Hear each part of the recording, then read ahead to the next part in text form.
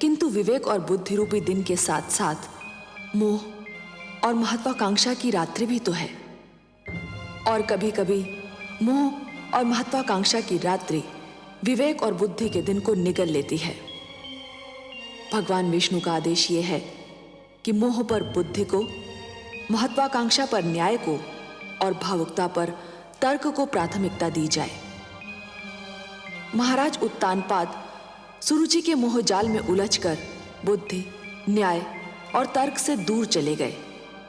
इसी बीच मैं ये देख रही थी कि बालक ध्रुव के रूप में एक दृढ़ निश्चय जन्म ले रहा है। मानव इतिहास की एक नई भूमिका बन रही है। किंतु माता लक्ष्मी की भांति मैं भी ये सोच सोच कर व्याकुल हो रही हूं कि ध्रुव के दृढ़ निश्चय का क्या परिणाम होगा। याद रखो उत्तानपाद, यदि पुत्र वियोग में मेरी पुत्र वधू को कुछ हो गया तो तुम मेरे शाप से नहीं बच पाओगे। पिताश्री सुनिए तो सही। मैं कुछ नहीं सुनना चाहता। पिताश्री, पिताश्री मुझे इतना कड़ा डंडा दीजिए पिताश्री।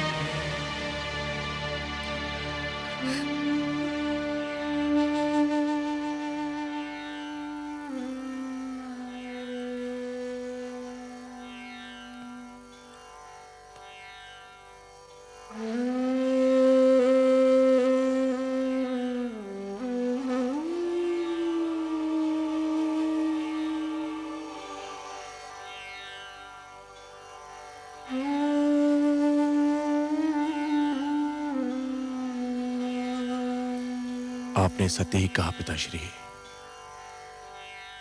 मैं ना तो अच्छा राजा बन सका, ना अच्छा पति और ना ही अच्छा पिता। मुझे दंड मिलना ही चाहिए। और यह भी सत्य है कि राजा को दंड स्वयं राजा ही दे सकता है।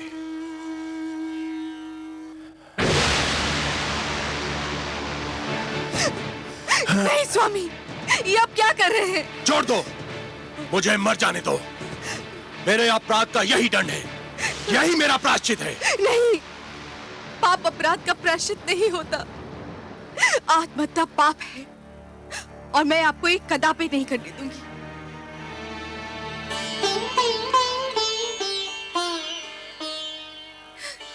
क्यों रोका मुझे? मुझे मर क्यों नहीं जाने दिया? क्यों रोका मुझे? मेरी आंखों से बहने वाले पुत्र वियोग के अश्रु को तो आप पोंछ ना सके। मेरी मांग का सिंदूर पोंछ देना चाहते थे। गोद सूनी हो गई, मांग भी सूनी कर देना चाहते थे। पुत्र के लौटने की तो मैं प्रतीक्षा कर सकती हूँ। आपको कुछ हो जाए तो मैं क्या करूंगी? तो फिर मैं क्या करूं? मुझ में तो इतनी शक्ति भी नहीं है कि तुमसे एक क्षमा याचना कर सकूं। ऐसा ना कहिए महाराज। जब ऐसा ही है तो ऐसा क्यों ना कहूं? दोष तो मेरा ही था और दंड तुम भोग रही हो। पिताश्री ने आकर मेरी आंखें खोल दी, पर दुख तो इस बात का है कि आंखें तब खुली जब समय बीत चुका था। वर्षा तब हुई जब खेती सूख चुकी थी। अब भी समय है महाराज। पुत्र ध्रुव अभी दूर तक नहीं गया होगा। तो फिर ठीक है, मैं स्वयं जाऊंगा अपने पुत्र की खोज में। मैं स्वयं खोजूंगा अपने पुत्र ध्रुव को।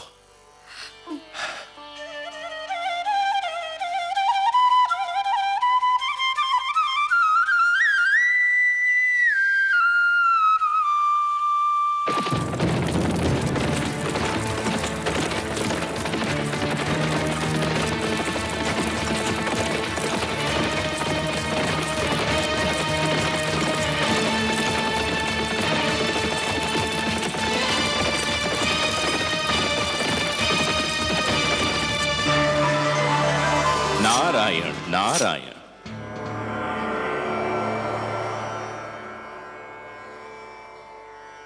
आज बहुत प्रसन्न दिखाई दे रहे हैं देवर्षि। प्रसन्न क्यों ना हूं सर्वेश्वर। धरती पर जब कोई अनुपम घटना घटती है तो मन इस प्रकार से खिल उठता है मानो बसंत बयार बहने से मधुबन।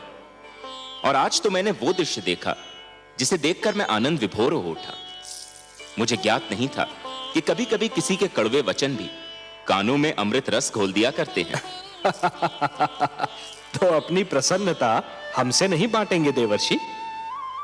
आपसे क्या छिपा सकता हूं, आप तो विश्वव्यापी हैं। परंतु विश्वास कीजिए, आज महाराज मनु ने अपने पुत्र को ऐसी खरी खरी सुनाई कि मेरा मन तो झूम उठा।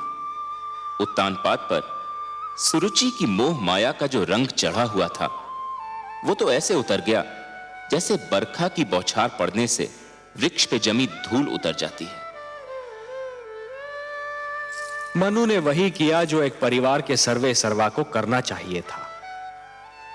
नई पीढ़ियां जब अकारण ही आवेश में आकर अपने पूर्वजों के बनाए हुए अच्छे नियम तोड़ने लगे, सुंदर परंपराओं का त्याग करने लगे और अपने संस्कारों से विमुख होने लगे, तो बड़ों का कर्तव्य है कि उन्हें भटकने पर टोकें, पतन से रोकें। जिस प्रकार एक अंकुश मदमस्त हाथी को अनियंत्रित होने से रोकता है, उसी प्रकार बड़ों का उपदेश छोटों को भटकने से रोकता है। परंतु मुझे आश्चर्य तो इस बात पर हुआ कि उत्तानपाद चुपचाप सिर झुकाए अपने पिता की फटकार सुनता रहा। इसमें आश्चर्य की कोई बात नहीं है देवर्षि। जिस प्रकार देर तक सोने वाले को सूर्य की तीव्र किरणें जागने के लिए विवश करती हैं, उसी प्रकार मनु के कटु वचन ने उत्तानपाद को झिंझोड़ना चाहा था। और पुत्र को भी पिता का इसी प्रकार आदर करना चाहिए, क्योंकि पिता ने पुत्र से अधिक जीवन जिया होता है। पिता के अनुभव पुत्र के अनुभवों की तुलना में कहीं अधिक विशाल, अधिक व्यापक और समय की कसौटी पर अधिक खरे उतरे हुए होते हैं। देवर्षि, नवीन पीढ़ियों को भी यह जान लेना चाहिए कि जीवन मार्ग पर उनके पहले के यात्रियों, उनके पूर्वजों के पदचिन्ह उन दीपकों के समान हैं जो उन्हें सही राह दिखाते हैं। मनु ने उत्तानपाद को उचित मार्ग दिखाया। उचित मार्ग? आपकी लीला भी विचित्र है मायापति। आपने ध्रुव को अपनी ही खोज में भेज दिया और उधर महाराज उत्तानपाद ध्रुव की खोज के लिए निकल रहे हैं। और इस बात को आपसे अच्छा और कौन जान सकता है कि ध्रुव का आप तक और उत्तानपाद का ध्रुव तक पहुंचना कितना कठिन है। कठिनाइयां ना हो तो मानव जाति में चुनौतियां स्वीकार करने की क्षमता ही समाप्त हो जाए। हर पग पर सरलता मिली तो मानव जीवन बहुत कठिन हो जाएगा देवर्षि। जूझने दीजिए उन दोनों को अपने संघर्षों से। उन्हें पता तो चले कि जीवन की कठिनाइयों से हर व्यक्ति को स्वयं ही उलझना पड़ता है और स्वयं ही उनके समाधान ढूंढने पड़ते हैं। वह तो ठीक है प्रभु, मुझे महाराज उत्तानपाद की चिंता नहीं है। वो तो ध्रुव की खोज में निकले हैं। ध्रुव किन मार्गों पर जा सकता है, किन क्षेत्रों में जा सकता है, इसका ज्ञान है उनको। उन्हें किसी मार्गदर्शक की आवश्यकता नहीं है। मुझे चिंता ध्रुव की है प्रभु। वो तो आपकी खोज में निकला है। उसे तो अपने नगर के मार्गों का ज्ञान नहीं है, तो फिर क्षीरसागर के मार्ग का क्या ज्ञान होगा प्रभु? प्रश्न यह उठता है कि ध्रुव का मार्गदर्शन कौन करेगा? आप करेंगे देवर्षि। ध्रुव का मार्गदर्शन आप करेंगे। मैं? हां, आप। वैसे भी सारे विश्व को विष्णु का पता तो आप ही बताते हैं। इन तीनों लोकों में आपसे बड़ा मार्गदर्शक और कौन हो सकता है मुनिवर? ध्रुव का मार्गदर्शन आप ही को करना होगा। आपका कथन मेरे लिए आदेश के समान है प्रभु। तो फिर अपना कार्य सिद्ध कीजिए। महादेवी लक्ष्मी भी व्याकुल हैं ध्रुव के लिए। उनकी अशांति दूर कीजिए। किंतु माता है कहां? माता है ना। ध्रुव का कष्ट उनसे सहन नहीं हो रहा था देवर्षि, इसलिए धरती पर गई हैं उसे भोजन कराने। परंतु समस्या यह है कि उसे तो भोजन की भूख ही नहीं है, उसे तो केवल हमारे दर्शन की प्यास है, और वह प्यास उसका मार्गदर्शन करके आप ही तृप्त कर सकते हैं मुनिवर। ठीक है प्रभु, यदि आप ये चाहते हैं कि आप भी मेरी परीक्षा लें तो ऐसा ही सही। मैं चेष्टा करूंगा कि ध्रुव उस मार्ग पर चले जो उसके लिए शुभ हो, मंगलमय हो। नारायण नारायण।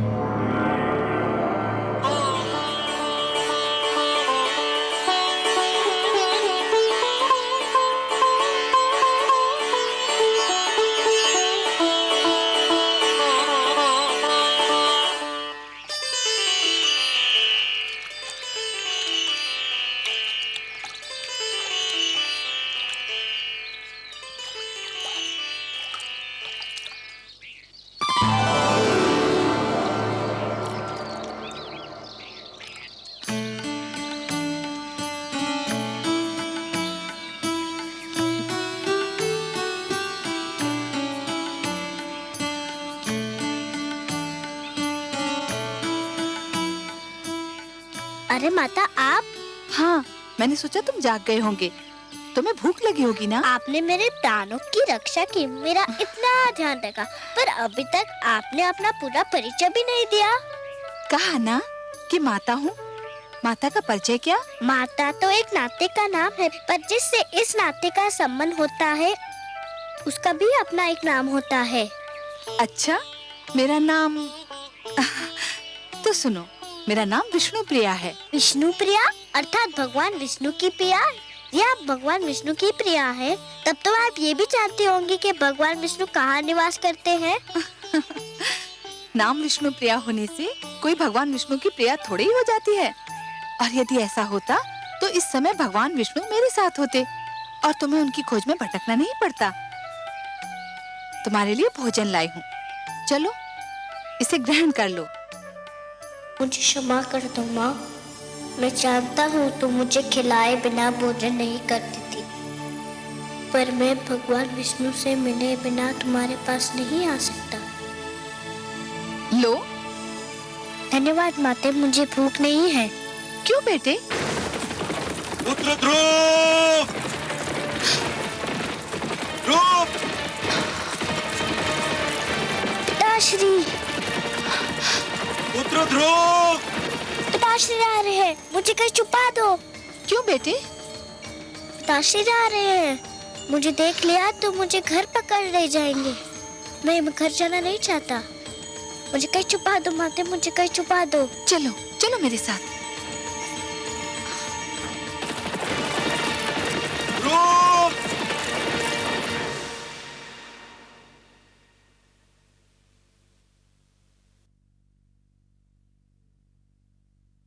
राजा ध्रुव कहाँ चले गए हैं माते? जहां भी गया हो, तुझे क्या करना है? मेरे लाल, जिस दिन तेरा जन्म हुआ था उसी दिन मैंने स्वप्न संजो लिया था कि राज मुकुट सिर्फ तेरे ही सर पर रखा जाएगा। उसी दिन मैंने मन में ठान ली थी कि राज सिंहासन पर सिर्फ तू ही बैठेगा, चाहे उसके लिए मुझे कुछ भी करना पड़े। भगवान की अपार कृपा है कि मुझे कुछ नहीं करना पड़ा। ध्रुव स्वयं ही चला गया। तेरी राह का एक ही कांटा था, वो भी दूर हो गया। परंतु पिताश्री तो उन्हें ढूंढने गए हैं। ढूंढने नहीं गए हैं पुत्र, ढूंढने का स्वांग रचा रहे हैं। नहीं तो संसार कहेगा कि पिता को पुत्र की चिंता ही नहीं। वास्तव में वो प्यार तो तुझसे करते हैं, और वो भी इसलिए कि तू मेरा पुत्र है। अब शीघ्र ही भोजन समाप्त कर ले, हमें बहुत से कार्य करने हैं।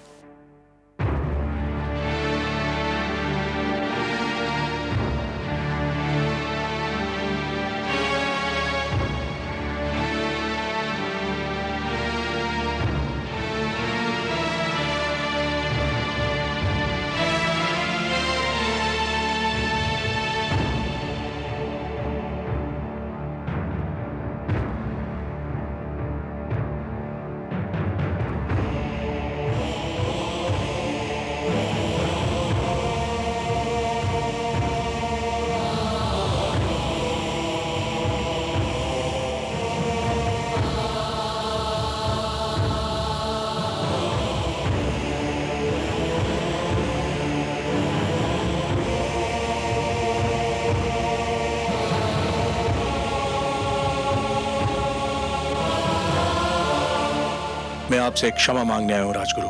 क्षमा? मुझसे क्षमा? किस बात की क्षमा? मैं क्षमा मांगने आया हूं राजगुरु अपने उस भूल की कि मैंने आपका परामर्श ठुकरा दिया। आपने मुझे रोका था और बिल्कुल ठीक रोका था कि मैं महारानी सुनीति का स्थान सुरुचि को ना दूं, परंतु मैंने आपका तिरस्कार किया। मैं अपनी उसी भूल की क्षमा मांगने आया हूं। राजा मांगता नहीं है महाराज, राजा तो देता है, प्रदान करता है। राजा क्षमा मांगने लगे तो अपराधी को दंड कौन देगा महाराज? आपकी भूल ये थी कि आप अपनी इंद्रियों को वश में न रख सके, अपनी इच्छाओं पर नियंत्रण न कर सके। जिस प्रकार अश्व का सवार यदि अपने अश्व को नियंत्रण में न रख सके तो अश्व उसे अपनी पीठ से धरती पर गिरा देता है, उसी प्रकार आप अपनी कामुक इच्छाओं पर नियंत्रण न कर सके और इन इच्छाओं ने आपको वहां पहुंचा दिया जहां आप आज स्वयं को पा रहे हैं। कर्म से गिरकर आपने राजा के धर्म को लज्जित कर दिया है महाराज। राजा तो ईश्वर का प्रतिनिधि होता है और उसे किसी से क्षमा मांगना शोभा नहीं देता। मुझसे वास्तव में भारी भूल हुई है। मुझे दंड दीजिए राजगुरु, मुझे दंड दीजिए। भूल अवश्य हुई है महाराज, परंतु मैं दंड देने वाला कौन होता हूं? मुझे तो यह अधिकार ही प्राप्त नहीं। यह भूल आपने मर्यादा के विरुद्ध की है, अपने राजधर्म के विरुद्ध की है, और इस भूल का दंड या क्षमा आपको स्वयं आप प्रदान कर सकते हैं या ईश्वर। मुझे स्वीकार है आपका परामर्श राजगुरु, परंतु आप ही बताइए कि मैं स्वयं को इस भूल का क्या दंड दूं? वो तो आपको मिल ही रहा है महाराज। क्या पुत्र वियोग किसी दंड से कम है? क्या इस राजमहल का सूनापन और सन्नाटा किसी दंड से कम है? क्या ये कुछ कम दंड है कि आप राजभवन में हैं और पुत्र ध्रुव वनों की धूल छान रहा है? राजगुरु, यही दुख तो मुझे चैन नहीं लेने देता। चैन तो आपको उसी समय मिलेगा महाराज, जब आप ये निश्चय कर लेंगे कि आप इस भूल को न स्वयं दोहराएंगे न कभी किसी को दोहराने देंगे। प्रजा तो राजा के पद चिन्हों पर चलती है। आप अपनी प्रजा को विश्वास दिलाइए कि ऐसी भूल अब कभी नहीं होगी। रही क्षमा तो वो तो केवल ईश्वर ही कर सकता है। आप भगवान विष्णु से प्रार्थना कीजिए कि वो आपके पुत्र की इच्छा पूर्ति करते। ये होता है तो आपको अपने आप ही क्षमा मिल जाएगी। वो तो मैं अवश्य करूंगा राजगुरु, किंतु इस समय जाकर महारानी सुनीति से क्या कहूं, यही सोच मुझे खाई जा रही है।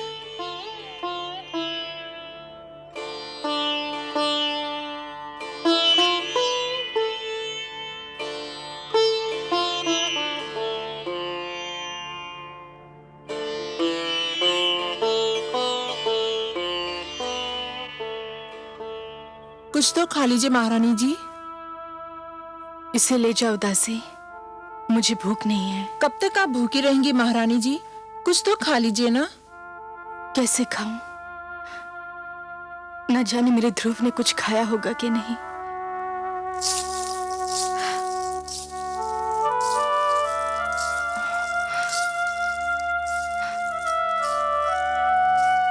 मेरा पुत्र महाराज? नहीं, कहीं नहीं मिला। मैंने सारा क्षेत्र छान मारा, उसका कहीं पता नहीं चला।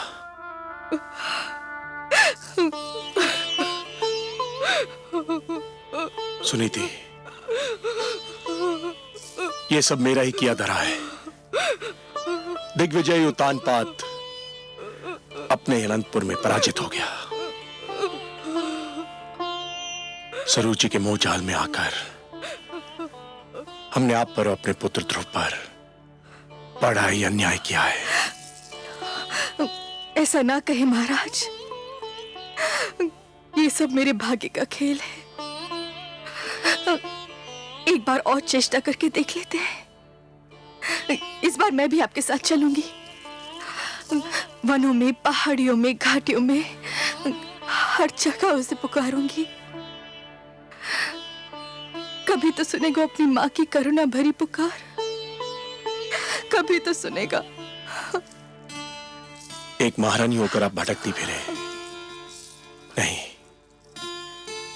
ये उचित नहीं है। महारानी सुनीति एक कदापि उचित नहीं है। एक महारानी के लिए उचित नहीं, एक माँ के लिए तो उचित है।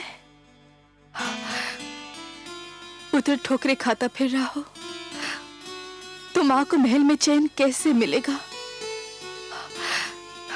देर हो गई तो वो हमसे और दूर चला जाएगा। चलिए महाराज, चलिए।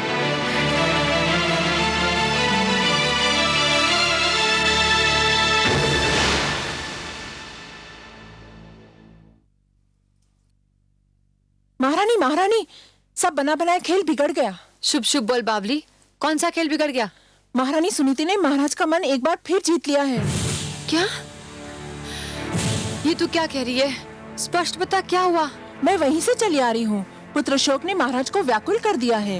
वो मेरे सामने महारानी सुनीति के समक्ष अपना पश्चाताप प्रकट कर रहे थे। क्या? हाँ महारानी, और अब दोनों मिलकर राजकुमार ध्रुव की खोज में जा रहे हैं। कुछ कीजिए, वरना आपके सारे सपने चकनाचूर हो जाएंगे। नहीं, यह असंभव है। ऐसा नहीं हो सकता। मैं देखती हूँ कि महाराज कैसे जाते हैं।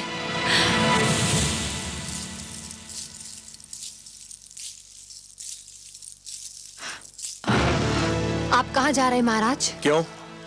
क्या मुझे कहीं जाने के लिए तुम्हारी आज्ञा की आवश्यकता है? हम अपने पुत्र को ढूंढने जा रहे हैं, जो केवल तुम्हारे कारण राजमहल छोड़कर चला गया है। हम दोनों मिलकर अपने पुत्र को ढूंढेंगे। ये अचानक पुत्र मोह कैसे उमड़ा है महाराज? पिताश्री ने आकर मेरे नेत्र खोल दिए हैं। मुझे आज ज्ञान हुआ है कि परिवार में पिता का क्या महत्व होता है। मैं भटक गया था, पिताश्री ने मुझे सत्य का मार्ग दिखाया है, और अब मैं इस मार्ग को कदापि नहीं छोड़ूंगा। कान खोलकर सुन लीजिए महाराज, मैं आपको कहीं नहीं जाने दूंगी। तू मुझे जाने नहीं देगी? तू रोकेगी मुझे? हाँ, मैं रोकूंगी आपको, क्योंकि मैं आपकी पत्नी हूँ। तू पत्नी नहीं, पत्नी के रूप में हमारे परिवार के सुख चैन, हमारी एकता और हमारे प्रेम की शत्रु है।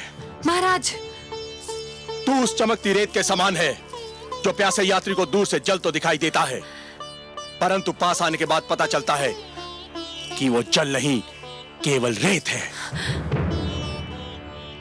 पिताश्री ने आकर मुझे इस मोह जाल से मुक्त कर दिया है। तेरे मोह में फंसकर मैं अपनी देवी समान धर्म पत्नी को भूल चुका था, अपने आप को भूल चुका था। तो ये कहिए ना कि सुनीति ने अंत में आप पर अपना रंग जमा ही लिया। मैं सब समझती हूँ, इसी ने आपको मेरे विरुद्ध भड़काया है। ये बेचारी शोक की मारी किसी को क्या भड़काएगी? इसके मन में तो पुत्र वियोग की अग्नि दहक रही है, पर तू क्या जाने इस दुख को? यदि तेरा उत्तम कहीं चला गया होता तो तुझे ज्ञान होता कि पुत्र वियोग क्या होता है। ये आप क्या कह रहे हैं महाराज? भगवान के लिए इतने अशुभ बोल अपने मुंह से ना बोलिए। भगवान ना करे कि वो कहीं चला जाए। वो केवल आपका ही नहीं, मेरा भी पुत्र है। उसने मेरी कोख से जन्म नहीं लिया तो क्या हुआ? माता कहकर तो वो मुझे भी पुकारता था। मैं तो यही सोचती थी कि ध्रुव के जाने के बाद उत्तम ही हमारे घर का दीपक है। ध्रुव को तो मैं खो चुकी हूँ। उत्तम भी अगर कहीं चला गया तो हमारा क्या होगा? देख लिया तुमने, ये है माता, ऐसी होती है ममता। और एक तुम हो कि ध्रुव हरदम तुम्हारी आंखों में कांटे के समान खटकता रहता था। तुम यही चाहती थी ना कि राजमहल तुम्हारा हो जाए, यह ऐश्वर्य तुम्हारा हो जाए, मेरे राजकोष, मेरे सिंहासन पर तुम्हारा अधिकार हो जाए। तो ले, मैं सब कुछ तुम्हें देता हूं और सुनीति को लेकर अपने पुत्र की खोज में जा रहा हूं। यदि वो हमें ना मिला तो हम भी लौट कर नहीं आएंगे। तू बिठा ले अपने पुत्र को राज सिंहासन पर और जैसे चाहे वैसे राज कर। हम जा रहे हैं। चलिए महारानी सुनीति। महाराज,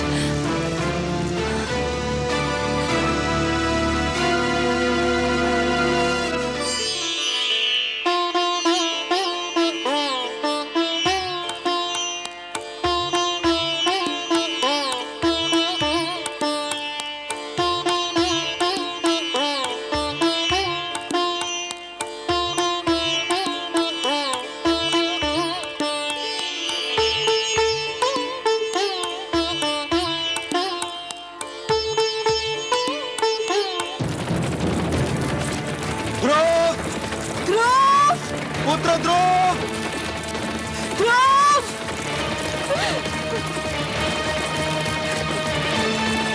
पुत्र ध्रुव! ध्रुव! ध्रुव! ध्रुव! पुत्र ध्रुव!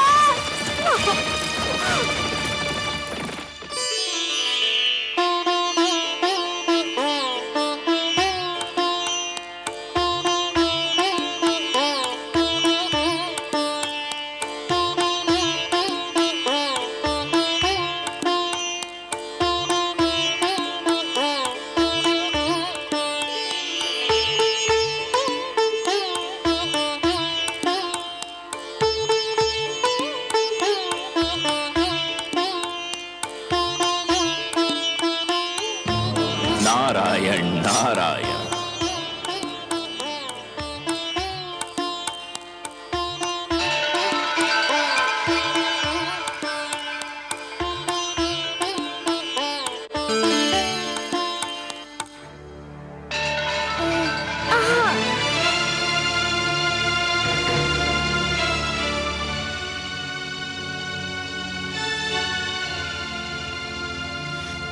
बालक, आप कौन है महात्मन? तुम प्यासे हो और मैं तुम्हारे लिए जल लाया हूं। क्या इतना जान लेना पर्याप्त नहीं है? मैं जल पीना नहीं चाहता। मैं भगवान विष्णु से मिलने जा रहा हूँ। बहुत लंबी यात्रा करनी है मुझे। जल नहीं पियोगे तो लंबी यात्रा कैसे करोगे? धर्म की साधना के लिए शरीर की रक्षा करना बहुत आवश्यक होता है बालक। लो, थोड़ा सा जल पी लो।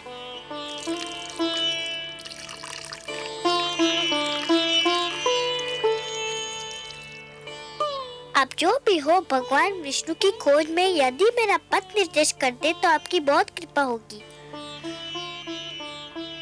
तुम जितने कोमल हो पुत्र, तुम्हारा संकल्प उतना ही कठोर है। इस कड़ी धूप में कुम्हला जाओगे। मेरी बात मानो पुत्र, घर लौट जाओ। मैं तो समझा था कि आप मेरा मार्गदर्शन करेंगे। मार्गदर्शन ही तो कर रहा हूं। देखो, यहाँ से एक मार्ग तुम्हारे घर की ओर भी तो जाता है। वो भी मिलता है, मुझे घर लौट जाने को कहता है। कोई भी भगवान विष्णु का पता नहीं बताता।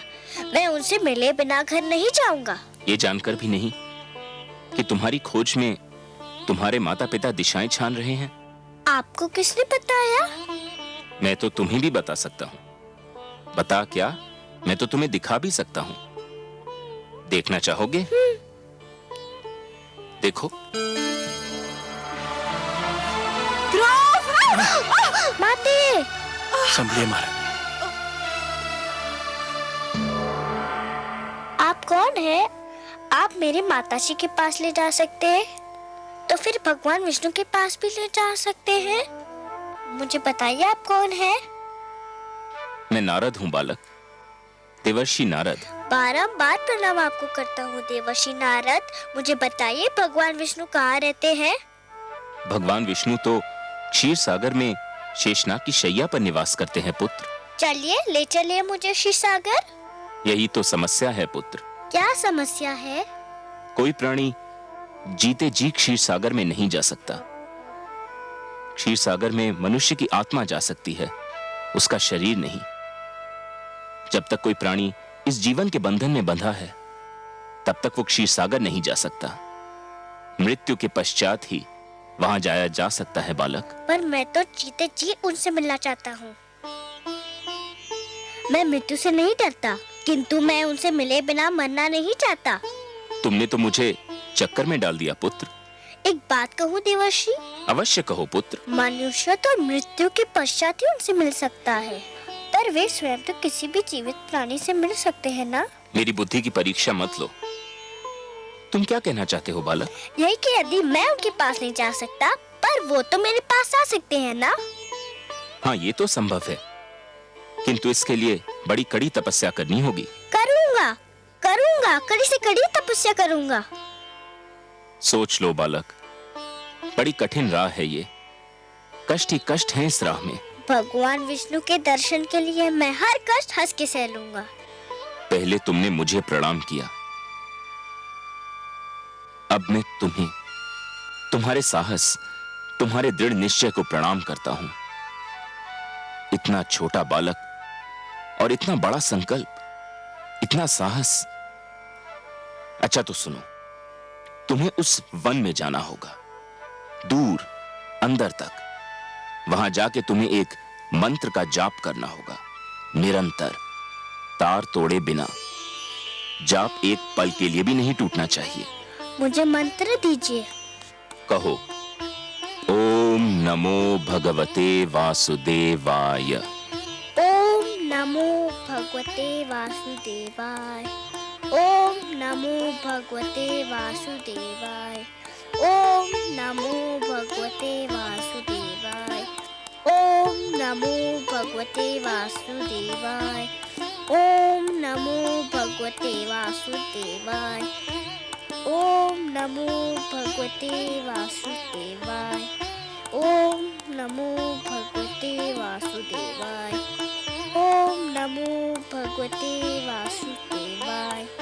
ओम नमो भगवते वासुदेवाय। देवर्षि, माते प्रणाम।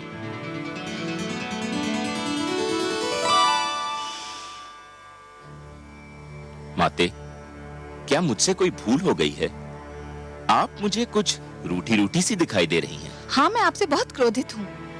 आप भी कभी कभी ऐसे उल्टे सीधे काम करते हैं कि मन करता है आपसे कभी बात ही न करूं। मगर माते, नियम तो यह है कि दंड देने से पहले अपराध करने वाले को उसके अपराध के बारे में बताया जाता है। आपने तो मुझे अभी तक नहीं बताया कि मेरा अपराध क्या है। आपसे उत्तर नहीं बन पा रहा, इसके लिए बातें बना रहे हैं। मैं पूछती हूँ, उस छोटे से बालक को इतने घोर वन में भेजने की क्या आवश्यकता थी, जहाँ हर पग वन्य पशुओं और विषैले सर्पों का संकट है? ओह, तो माता मुझसे इसलिए रुष्ट हैं कि मैंने ध्रुव को वन में क्यों भेज दिया? और नहीं तो क्या, मंत्र का जाप ही तो करना था। वो तो ध्रुव वहाँ भी कर सकता था जहाँ आप उसे मिले थे। एक कोमल काया को इतना बड़ा कष्ट देने की क्या आवश्यकता थी? परंतु माते, जहाँ मैं ध्रुव से मिला था वह एक खुला क्षेत्र था। तो क्या हुआ? नारायण नारायण। माते, आपको तो पता है कि ध्रुव के माता पिता उसकी खोज में निकल चुके हैं। हाँ, मैं जानती हूँ। माते, किसी खुले क्षेत्र में ध्रुव उनकी दृष्टि से बच नहीं पाता। कभी न कभी वह उसे देख ही लेते। यदि वह उसे देख लेते तो फिर घर ले जाने का प्रयत्न करते। यदि वो उसे घर ले जाने का प्रयत्न करते तो मंत्र के जाप का तार टूट जाता। यदि मंत्र के जाप का तार टूट जाता तो ध्रुव की तपस्या भंग हो जाती, और यदि ध्रुव की तपस्या भंग हो जाती तो भगवान विष्णु से मिलने की उसकी मनोकामना पूर्ण न हो पाती। इसलिए मैंने उसे एक ऐसे स्थान पर भेज दिया है जहां उसे कोई देख न सके माते। ठीक है, किंतु तुम जानते हो ना कि ध्रुव मुझे कितना प्यारा है। यदि उसे कोई हानि पहुंची तो माते, मैं उसके भाग्य के लिखे को तो नहीं बदल सकता। मैंने तो वही किया जो मुझे इन परिस्थितियों में उचित लगा। क्या अब भी आप मुझसे रुष्ट हैं? नहीं, परंतु संतुष्ट भी नहीं हूं। एक बात कहूं माते? कहो। आप जब भी क्रोधित होकर मुझे डांटती हैं तो मुझे बहुत आनंद मिलता है। मुझे यूं लगता है मानो किसी सुंदर मधुवन से मुझ पर फूलों की वर्षा हो रही हो। नारायण नारायण।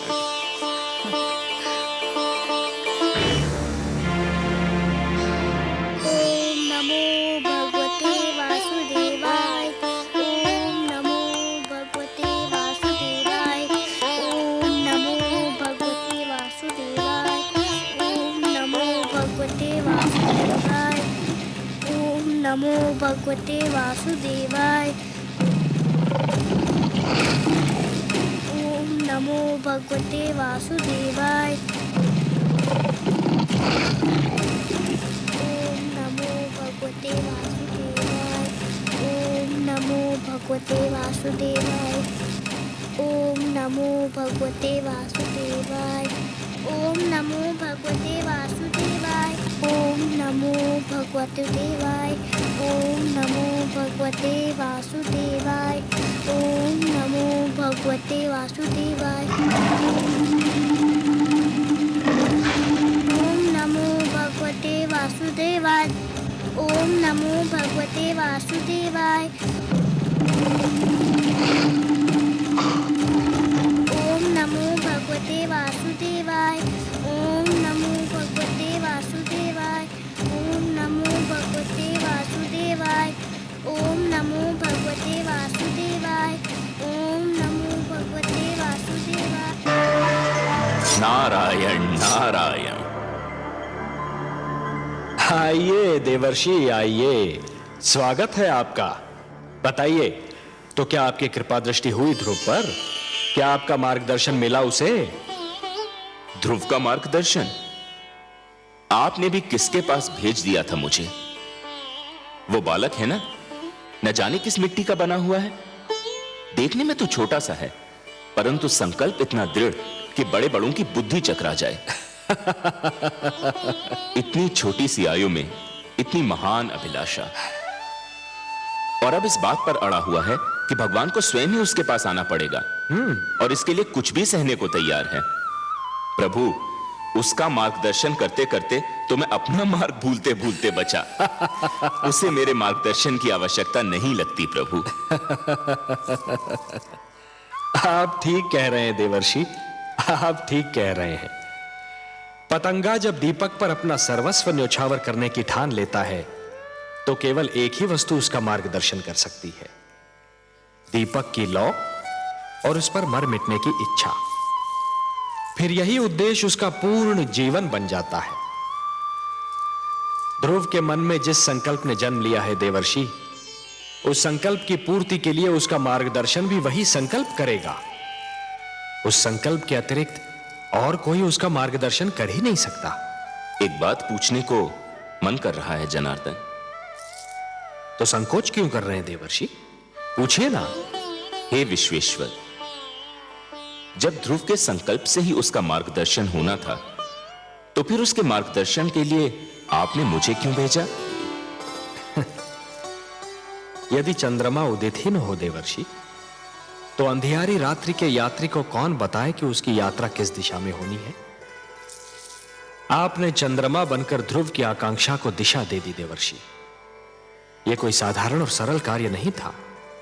मैं जानता था कि यह कार्य केवल आप ही कर सकते हैं देवर्षि, केवल आप, क्योंकि आप सृष्टि के सबसे श्रेष्ठ मार्गदर्शक हैं। जो आपने किया वो केवल उचित ही नहीं था, बल्कि सराहनीय भी था। आपकी सराहना के लिए बहुत बहुत धन्यवाद नारायण। किंतु माता लक्ष्मी कभी मुझे सराहें, लगता है ये मेरे भाग्य में नहीं लिखा है। मैं जानता हूं देवर्षि, आपने जो किया उससे माता लक्ष्मी यदि रुष्ट नहीं तो संतुष्ट भी नहीं है, यही कहना चाहते हैं ना आप? आपसे क्या छिपा है अंतर्यामी? हाँ, माता मुझसे अप्रसन्न है। वो विवश हैं देवर्षि, अपनी ममता के कारण विवश हैं वो। उनसे तो किसी की पीड़ा नहीं देखी जाती, और फिर ये पीड़ा तो उसकी है जिसे उन्होंने स्वयं अपना पुत्र मान लिया है, इसलिए आप पर थोड़ा सा क्रोधित हो गई थी। और फिर क्रोध का प्रदर्शन भी तो अपनों से ही किया जाता है ना देवर्षि। आपको अपना समझती हैं, आप पर कृपालु हैं, इसलिए कभी कभी आप पर अपने क्रोध के पुष्प भी बरसाती रहती हैं। आपको भी तो आनंद मिलता है इससे। आपने मेरे मन की बात कह दी प्रभु। सच पूछिए तो माता के मुख से यदि कटुवचन भी निकले तो उनसे मधु की बूंदें टपकती दीख पड़ती हैं। किंतु माता अभी देवलोक लौटी नहीं क्या? ममता चिंता का दूसरा नाम है। आपने तो ध्रुव को भेज दिया वन में, अब माता का मन तड़प उठा कि कहीं वन के पशु उसे कोई हानि न पहुंचा दे। इस समय वो ध्रुव की रक्षा का प्रबंध करने शिव भार्या पार्वती से मिलने कैलाश पर्वत गई है।